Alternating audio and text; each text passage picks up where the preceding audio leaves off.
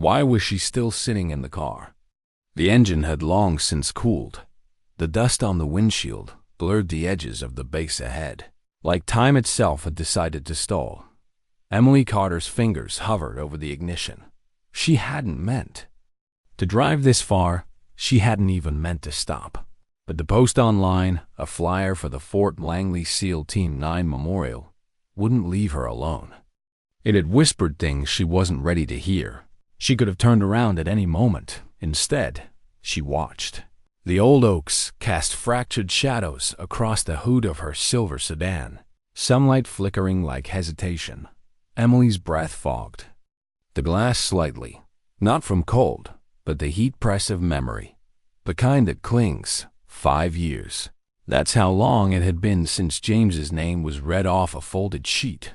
5 years since that uniform knock at the door, since the flag, the coffin, the silence. 5 years since the Navy told her he was a hero. And 5 years since she started questioning what that word even meant. She got out slowly. Her boots crunched against gravel, a sound sharper than it should have been.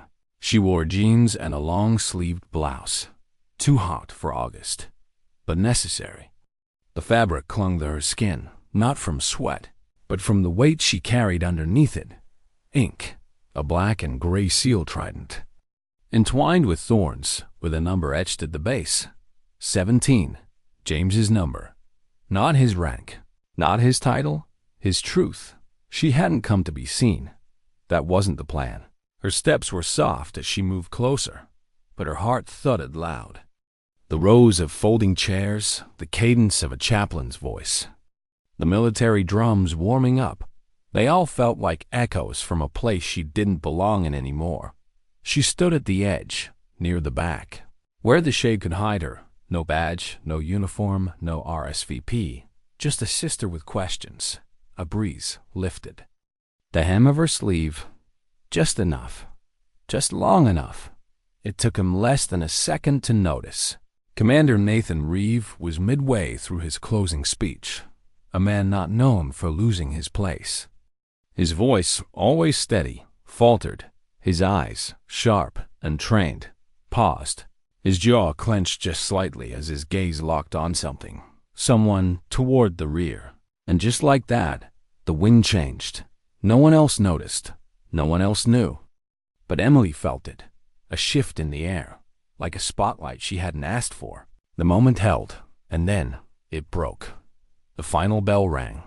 Applause rippled quietly, respectful. But Commander Reeve wasn't clapping. He was moving. His boots stepped off the platform like something unspoken was pulling him forward. Emily's breath caught. She could have walked away, faded into the tree line, but instead, she froze, not in fear, but in some deeper, stranger recognition. She didn't want to be found, but she had been, not by accident, by something else. He stopped a foot in front of her, not close enough to command, just close enough to ask, "Where did you get that tattoo?" The words didn't come with anger or even authority. They came like a whisper, caught in the throat of someone who hadn't spoken in years. Emily's voice came quieter than she expected. "It's for my brother, James Carter," he exhaled. Sharply, like her sentence had cracked something inside him. 17. She nodded. He looked at her differently now. The military mask faded from his expression. What was left was raw guilt, grief, something like reverence. "I served with him," he said. "I know," she replied. "You were there." That night, he blinked, like he didn't expect her to know. Like her knowing made it more real. "He saved my life," Nathan said, his voice breaking slightly on the last word. The sounds of the memorial faded, the clatter of folding chairs, the hum of quiet conversations. The rest of the world moved, but they stood still. "I wasn't sure anyone remembered him," Emily said, voice tremulous. "I never forgot," he said. "I just never said anything." Her fingers tightened around the leather strap of her purse. Inside was a letter, the last one James ever sent her. She had read it hundreds of times. It wasn't long, but it never stopped echoing. "I didn't come for attention," she said. I just needed to see his name. Nathan's voice dropped into something softer than command. You did more than that. They stood for a moment in the shadow of a flag, surrounded by strangers, connected by the absence of the same man. Grief didn't introduce them. It had just been waiting to reunite them. Can we talk? He asked, like he wasn't sure if he had the right. Emily nodded. For the first time in 5 years, she didn't feel alone in her mourning. They walked in silence, away from the crowd, toward a gravel path that twisted through trees.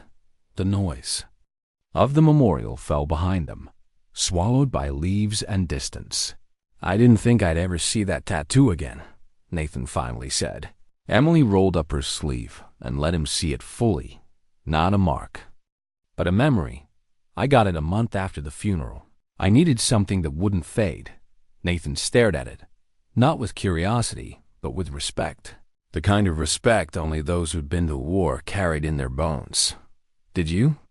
No, he saved 3 of us that night? He asked. Emily's voice caught. They never told us much, just that it went wrong. It went worse than wrong, he said quietly. It was an ambush. Gunfire from both sides, James. He saw it first, laid down cover fire so we could move. He dragged me 30 feet through broken glass and hell. Emily blinked fast, trying to hold the flood. He shoved me behind a wall, Nathan whispered, then said, Tell my sister. I didn't run. Then he went back. She closed her eyes. She could see him, as clear as if he were standing in front of her. James, calm, focused, protective, even at the end. He used to say that number, 17, made him feel like he could survive anything, she said. Nathan gave a broken smile. He did. More than survive. He gave us all a second chance. The silence between them shifted. No longer the silence of strangers. Now, the silence of people who had just begun to say what mattered. What do you say when you hear your brother's last words for the first time? Emily stared at the man across from her, but her mind was somewhere else, back in a place she'd never been, yet somehow always lived in. Sand, smoke, shattered. Concrete, gunfire. Tell my sister I didn't run. She didn't speak, couldn't. The words hit like a delayed explosion, quiet on the outside, destructive on the inside. They were sitting now, tucked into a corner booth at the base's old mess hall, turned cafe, the kind of place that smelled like overbrewed coffee and lingering memories. The sun filtered through cracked blinds, drawing faded stripes across the table between them. Emily held a paper cup in both hands. Her fingers trembled slightly. Nathan stirred his coffee. Black, no cream, no sugar. Just like the nights he couldn't sleep. He handed me this, he said, pulling something from the inside of his jacket. It was small, folded, canvas, frayed at the edges. His patch, the one with the 17 on it. He placed it gently on the table, as if it might shatter. Emily stared. Her breath caught. I thought this was gone, she whispered. I was supposed to give it to you, he said, voice low. That night, he made me promise. Emily reached out, her fingers grazing the edge of the cloth. She didn't lift it, just touched it, like it was still warm. I kept it with me through every op, Nathan continued. Felt like he was still watching over us. Emily finally picked it up. The number glinted faintly in the light. Gold thread, frayed but defiant. He used to say that Patch made him feel invincible, she said, smiling through wet eyes. Like if he ever forgot how scared he was, he could just look down and remember. He'd already survived worse, Nathan nodded. He was invincible, at least. To us, they sat in silence, not the uncomfortable kind. The kind that carries reverence, weight, shared pain. There was this one night in Mosul, Nathan said. Suddenly, he took shrapnel during a raid. Nasty wound. Would have dropped anyone else. But James? He bled through his vest for 4 hours before we even knew he was hit. Emily let out a shaky laugh, the kind that bubbles up from places long buried. Sounds like him, she whispered. Nathan leaned forward, eyes sharp now, voice lower. I never told anyone what really happened that night in Syria. Not the brass, not the team. The official report. It's clean, polished, sanitized. But the truth? He paused, then said it flat. It was hell. Emily's hands tensed slightly around her cup. You don't have to tell me if it's too much, she said. No, he replied. I need to. Because you deserve to know who your brother really was, not just how he died. She nodded. The mission was flawed from the start. Nathan began. Intel said the compound was low risk. Just a cache, but it was a fortress. 30 hostiles dug in and waiting. We breached a 217 door. Exploded before we even got a foot inside. Chaos, gunfire everywhere. He rubbed his forehead, remembering. James was point. First through the breach, he spotted the ambush in a second, warned the rest of us. Took a round to the shoulder, but didn't fall. Dragged me out of the kill zone. Then went back in to pull the medic to another man. Emily closed her eyes. They didn't tell us any of this, she said. They just gave us a folder and said, he was brave. He fell in service. Like that was supposed to be enough. Nathan shook his head. It wasn't enough, you deserve the truth, but the Navy doesn't like messy stories. They like medals. Emily looked at him, her voice a whisper. I just wanted to know he mattered. That it wasn't meaningless. Nathan's eyes locked with hers. He mattered more than any of us.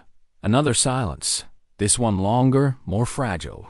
I've been carrying guilt for 5 years, he said finally, because I walked away from that night. And he didn't. I never wrote to your family. Never visited, I couldn't, I thought I didn't deserve to. You don't have to say this, she said gently. I do, he insisted. Because when I saw that tattoo, saw that someone else had been carrying him all this time, I realized I'd been a coward. Emily looked down at the patch again. It was never about being brave, she said softly. It was about not forgetting. He nodded. And you didn't? No, she said. But I was starting to think I was the only one who hadn't. They sat with that truth, raw and open between them. Nathan reached into his coat once more and set down one last item. A cloth-wrapped bundle, smaller than a fist. Emily frowned. What's this? He didn't answer, just nodded for her to open it. She unfolded the cloth slowly, carefully, inside. Resting against the dark fabric were James's dog tags. Her breath caught. He gave them to Hutch before the mission, Nathan explained. Said if anything happened, make sure these went to you. Emily clutched them to her chest, unable to speak. Thank you, she finally whispered. Don't thank me, Nathan said. Thank him. She looked up, tears streaking silently down her cheeks. He gave more than his life that night, Nathan said. He gave us reasons to come home. And for the first time in 5 years, Emily Carter began to believe that her brother hadn't just died a soldier. He had lived a legacy. Why did it feel like stepping into a memory she didn't own? Emily paused at the threshold, her hand on the handle of a heavy steel door. Inside, low music and scattered laughter leaked through.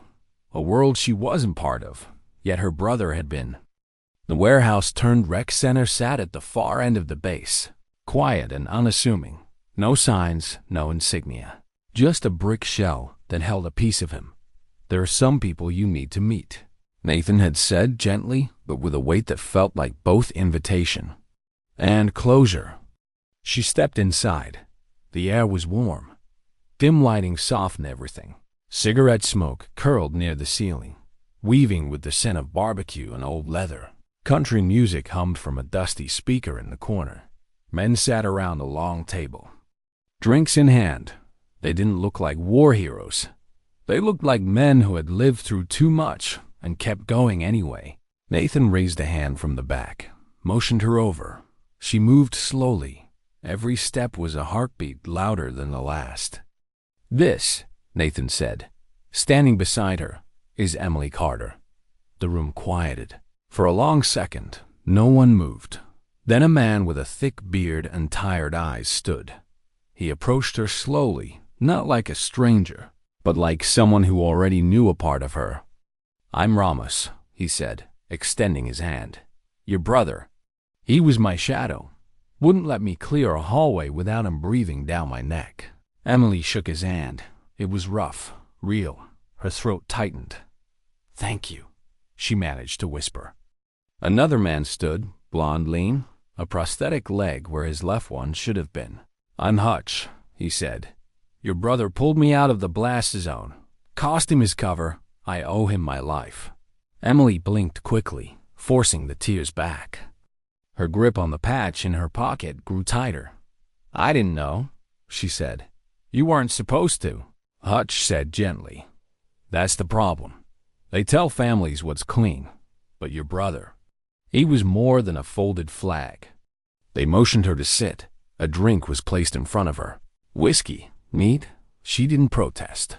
For the first time in years, she didn't feel like a guest at her brother's funeral. She felt home. Ramos took a long sip from his glass, then said, "After James, we all fell apart. I couldn't sleep. Hutch drank too much. Greer nearly quit." Emily turned to Nathan. "You almost left?" He nodded. "I couldn't leave without him," he said, "but I didn't know how to stay." Then Ramos pulled something from his jacket, a small metal box. He opened it and pushed it toward her.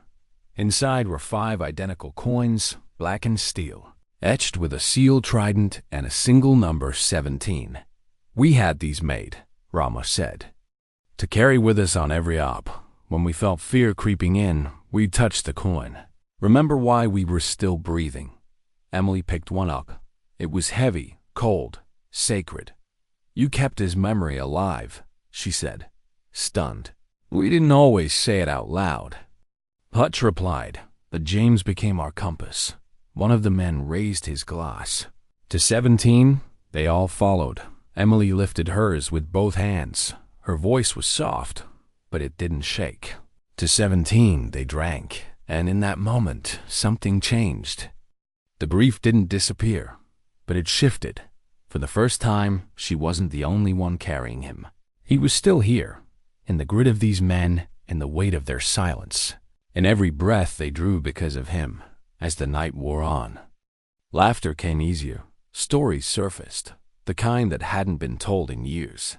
James was there in every sentence, not as a ghost, but as a presence. Real, loud, still laughing, still fighting, still leading.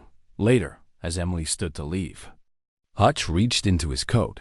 He handed her a bundle, wrapped in faded cloth. "His tags," he said. "He gave them to me before the mission," sighed. "If anything happens, make sure these go to my sister." Emily unwrapped them slowly. There they were. Familiar, cold, sacred. Her brother's name stamped in steel. She closed her eyes, holding them to her chest. "Thank you," she whispered. "All of you," Ramos nodded. "Thank him," he said. "He saved more than lives that night. He gave us reason." She walked out under a sky full of stars. Her pocket was heavy, coin, patch, tags, not just mementos, proof. And for the first time in 5 years, Emily Carter didn't feel like she was mourning alone. She felt like she was being remembered. 2. Why did peace feel heavier than pain? Emily stood alone at the memorial wall just outside the barracks.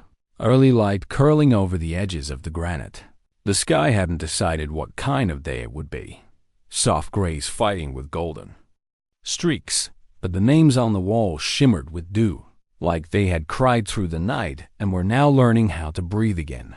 She reached out. Her fingers traced the groove of each letter. James R., Carter Petty Officer, First Class SEAL. Team 9. The words were etched in stone. But they didn't feel cold anymore. They didn't feel distant. They felt like breath. She reached into her pocket and closed her hand around the small patch. Canvas worn soft with time. Then the tags, metal against skin. Weight that no longer just hurt. It grounded her. "You found it," Nathan's voice said behind her. She didn't turn right away. "I think it finally found me." He stepped beside her, his hands tucked into his jacket. his gaze fixed on the wall like it had answers written between the lines. "I come here every year," he said quietly. "Same time, same place. But this year feels different." She glanced at him. "Because of me?" "Because of him," he replied. "Because we said his name out loud again." She nodded slowly, like something ancient inside her was being understood. "I needed that more than I knew." Nathan hesitated, then, like something long buried, was cracking through the surface. He said, "I made him a promise." Emily turned her head slightly. "What kind of promise?" His voice dropped, thick, tired. "James and I were stuck on recon in Fallujah once. Just the two of us, pinned under fire for 2 days. We thought we wouldn't make it out, so we talked." She held her breath. "About life, about regrets, about the people we'd leave behind if we didn't make it. He talked about you." A tear slipped from the corner of her eye. "Uninvited but welcome, he told me," Nathan continued. "If anything ever happened, he didn't want you to just know that he died fighting. He wanted you to know he lived fighting for something. For you, for your future." Emily's hands trembled, but she didn't hide it. "You held that?" she asked, her voice cracking. "For 5 years?" "I wasn't ready," he said. "I thought I didn't have the right. I carried his words like guilt, not a gift." She turned toward him fully now. "I thought if I could just wear the tattoo," she said. "If I could carry him, then maybe I wouldn't need answers." Nathan's voice was barely audible. "But you deserve them." They stood in silence again, not awkward, just real, full. "I realized something," he said finally. "Yesterday, when I saw that tattoo, saw you, standing there like you'd been carrying him all along." She looked at him, not as a soldier, not as the man who had survived, but as the one who had remained silent. "What did you realize?" "That grief," he said, "isn't about holding on to pain. It's about passing forward the love behind it." Emily covered her mouth with one hand, tears catching in her throat. "And your brother," Nathan said, voice firm now, steady. "He was love in motion." She turned away, just slightly, wiping her face. "Why didn't you come sooner?" she asked. "Because I was ashamed," he admitted. "He gave everything, and I gave silence." She stepped closer. "Well," she whispered, "we're not silent anymore." He looked at her, really looked at her, and for the first time, the space between them didn't feel like loss. It felt like healing. "You know," she said, "after Dad died, James used to say, 'Don't wait around for closure. It doesn't knock. You have to build the door.'" Nathan smiled faintly. "Sounds like him. I think today," she said softly, "I started building mine."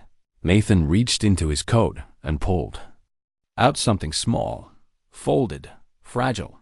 A letter. Its edges were worn, creased with time, carried too long.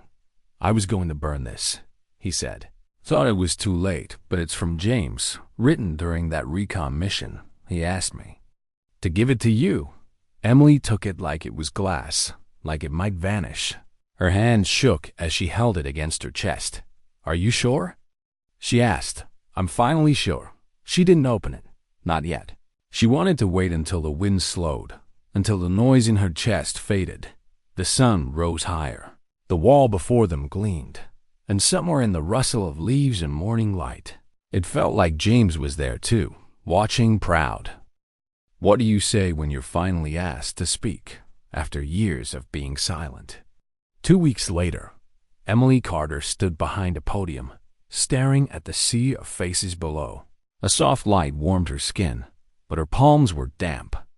Her heart beat louder than the hushed auditorium. It was a memorial event for Gold Star families, held in downtown San Diego. Rows of chairs stretched across the hall, filled with parents, siblings, spouses, and children who knew what folded flags felt like. And in the front row, quietly watching, sat Commander Nathan Reeve. Emily had never spoken in public before, never told her brother's story to anyone who didn't already know his name. But now, Now, she wasn't just his sister. She was the voice he'd never gotten to finish. She took a slow breath, looked down once, then up again. "My name is Emily Carter," she began, "and I'm here to talk about my brother, James." The room stilled. For a long time, I thought I had lost him completely, she continued. When James died in combat, the Navy handed us a flag, a few medals, and a 2-minute speech about duty and sacrifice. She paused, let the silence hang, but no one told. This who he really was. From the front row, Nathan's gaze didn't waver. Emily thought about the letter he had given her. The words James had written in a moment of fear, thinking he might never come home. She'd read it 3 times before bed, every night since. "He was more than a soldier," she said. "He was the kid who made our mom laugh after Dad passed away. He was the guy who sang terrible songs to our dog. He was the only person who ever made me feel like I wasn't invisible." Her voice caught slightly. "I used to wear a tattoo on my arm, a seal trident wrapped in thorns, with the number 17 underneath. That was his number, my tribute." She rolled up her sleeve slightly, enough for the ink to catch the light. "For 5 years, I thought I was the only one remembering him." A murmur moved gently through the audience, not of disapproval, but recognition. The kind that happens when someone finally says what you've been trying to put into words. "But I was wrong," Emily steadied herself.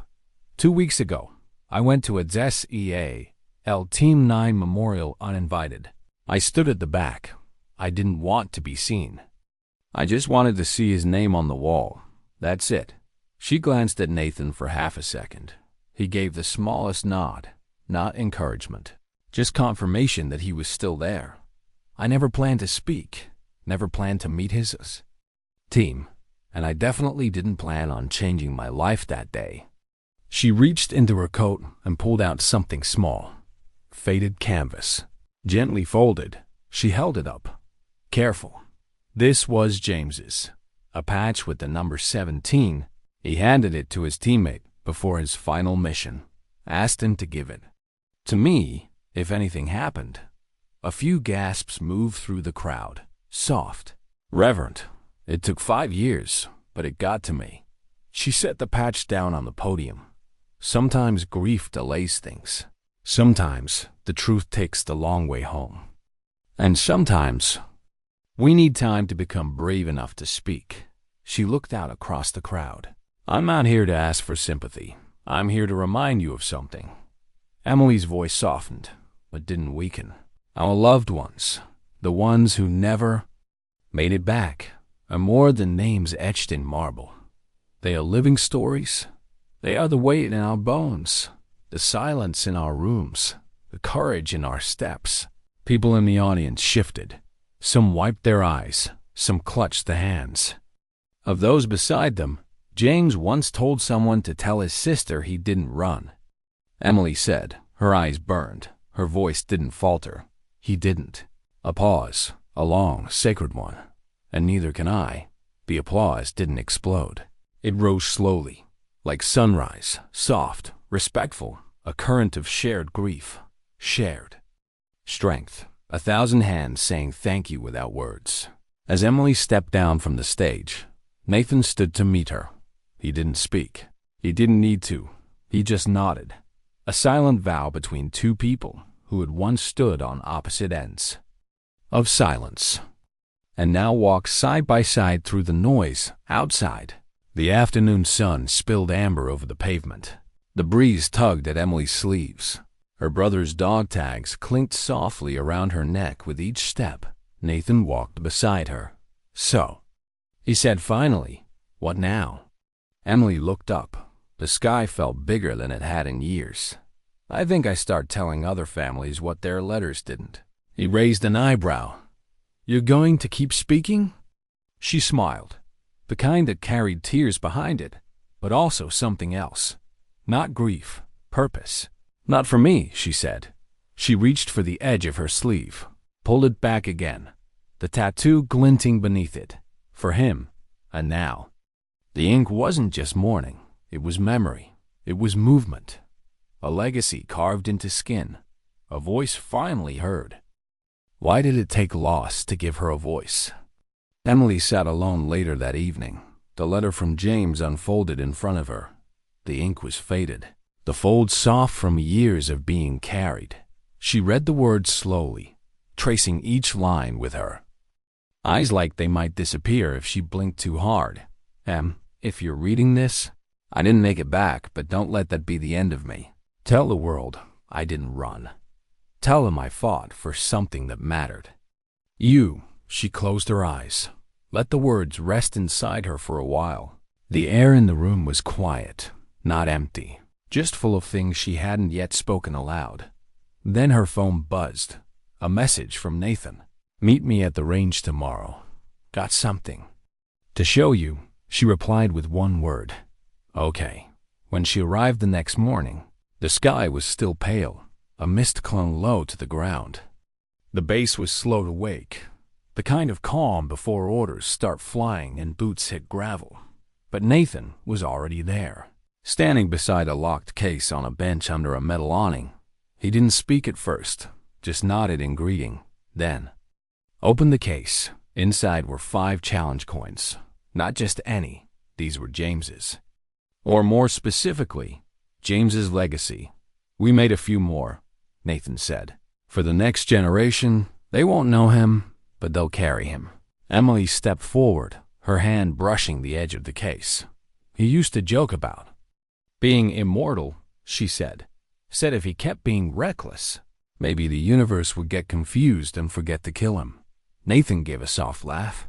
He was wrong, he said. He didn't become immortal by surviving. He did it by leaving pieces of himself in every man he saved. Emily looked at the coins, each one engraved with the number 17, each one now waiting for a story to live in. I don't know how to keep doing this, she admitted. Nathan looked at her, serious now. You already are. They didn't speak for a while, just stood in the stillness of a base that had taken and returned so much. Then Nathan pulled something else from his pocket. A worn photograph, James, in uniform, mid-laugh. One arm slung around Nathan's shoulders. His smile was wild. Unguarded, the kind you can't fake in war. He used to make fun of me for being too serious, Nathan said. Said I always looked like I was planning a funeral. Emily smiled faintly. He told me once you were the best commander he ever had, she said. Nathan blinked. He said you didn't bark orders. You gave people space to be brave. For a moment, Nathan didn't speak.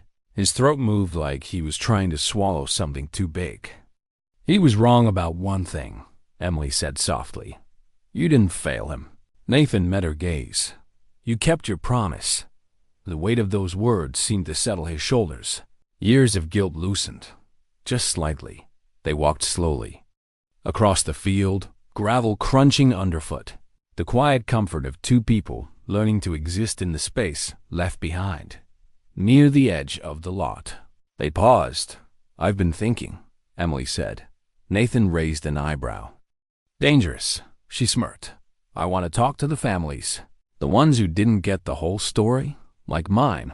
I want to help them know their sons, their daughters, not just their medals. Nathan studied her for a moment. You're not who you were when you showed up that day. No, she said. But I think I'm becoming who I'm supposed to be. He nodded. I can help, he offered. With whatever this becomes. Emily looked down at her arm. The ink was older. Now, still sharp. Still hers. Do you think I'm strong enough?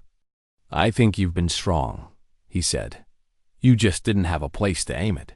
The wind picked up, brushing past them like memory itself. I want his story to mean something, she said. To become more than just an ending. It already has, Nathan replied. Because of you. She took a deep breath. And for the first time, it didn't catch in her chest. It flowed like breath that had been held too long. What happens when strangers stop being strangers and become a family made by loss? The next weekend, Emily returned to the base. Not out of grief, not out of curiosity, but because Nathan had called with a request. Can you be here by 6? He'd asked. "There's someone I think you should meet." She didn't ask questions. When she arrived, the rec center looked just as it had before. Dim lights, soft music, a haze of old smoke. But this time, she walked in like she belonged inside. The room had changed. It wasn't just the people. It was the way they stood, the way silence no longer stretched like a wound, but like space held open for healing.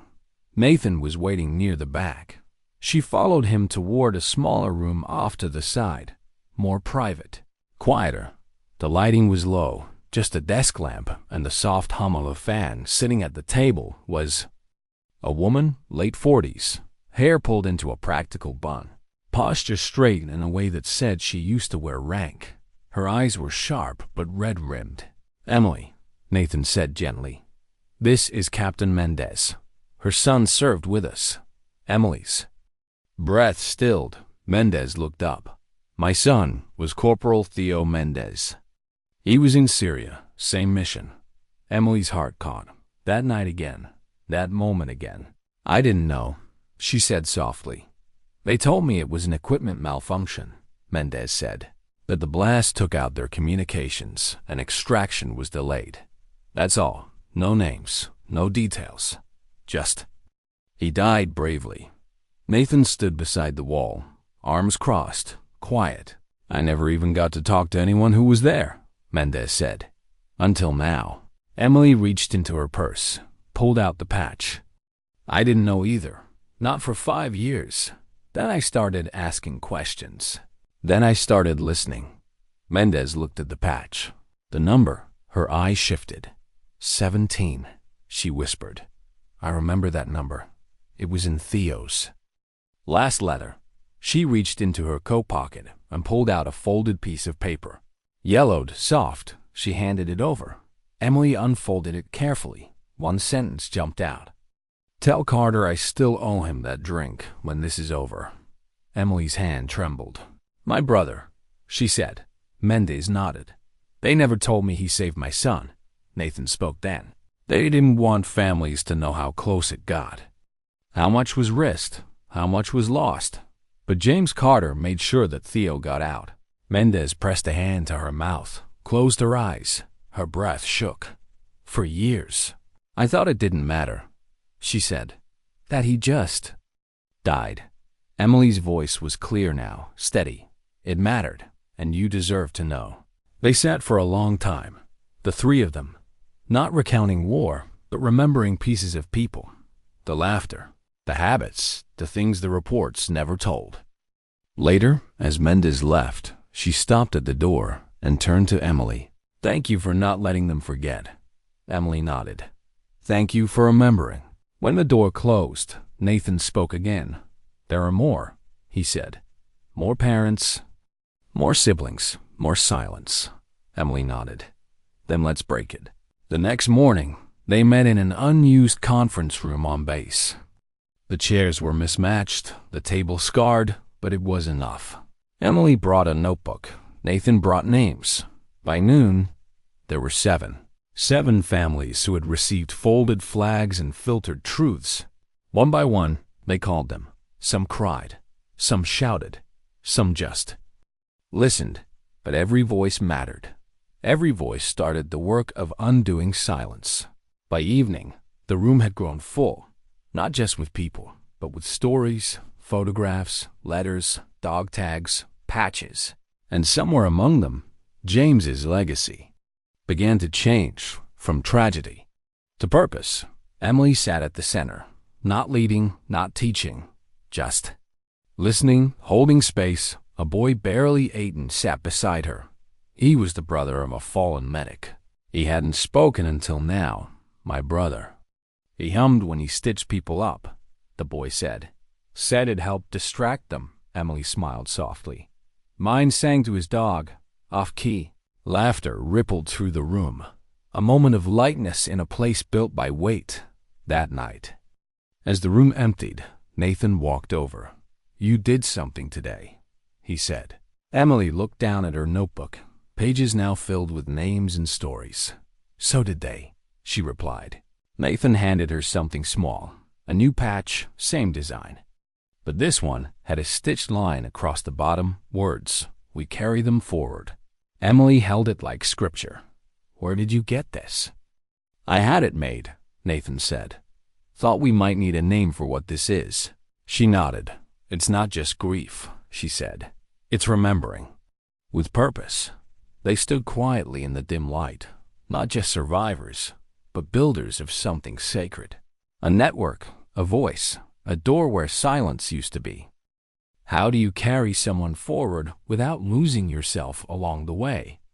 Months had passed since the day she stood silently at the back of a memorial, unseen, since a gust of wind lifted her sleeve and changed everything.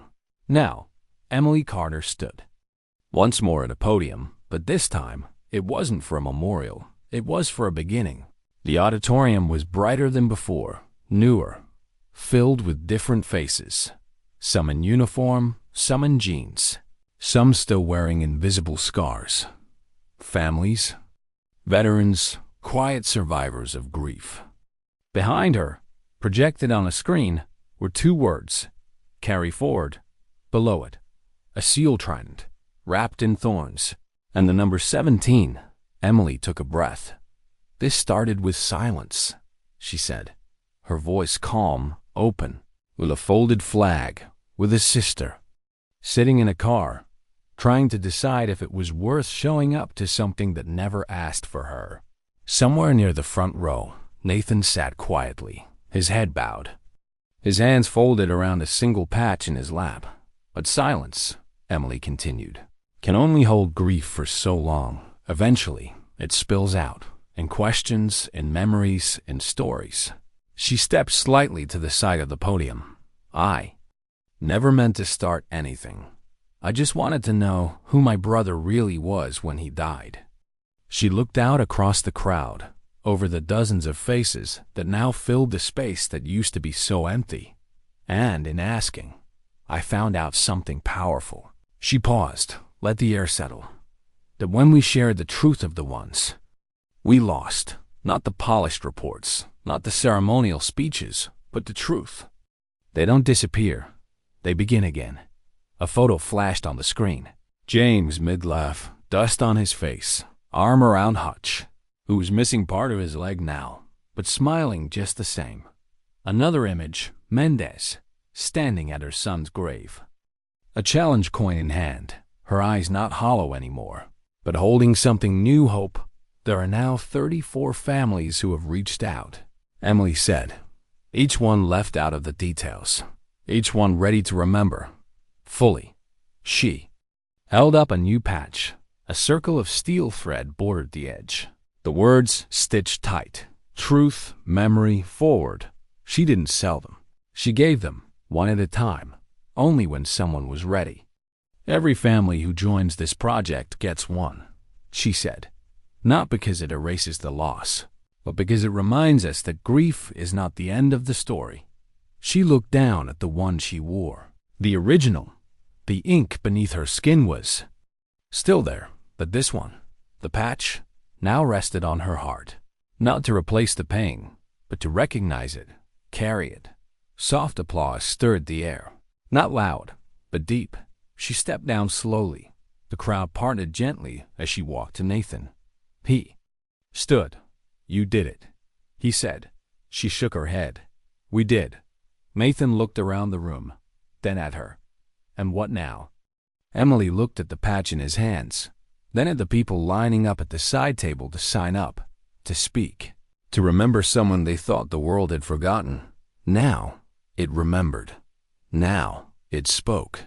"I tell one more story," she said. He smiled. Softly, and then another. Emily nodded.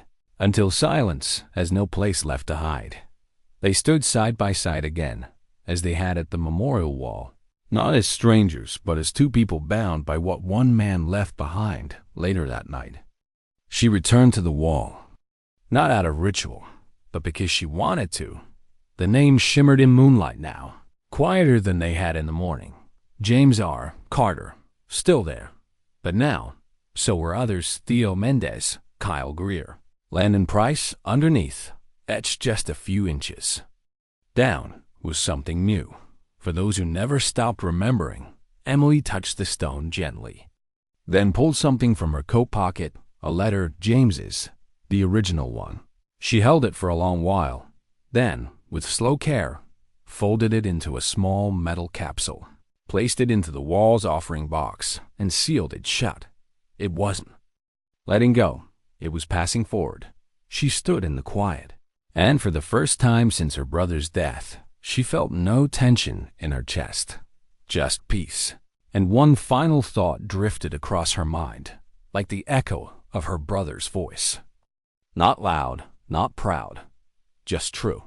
Sometimes dignity doesn't speak. It simply acts.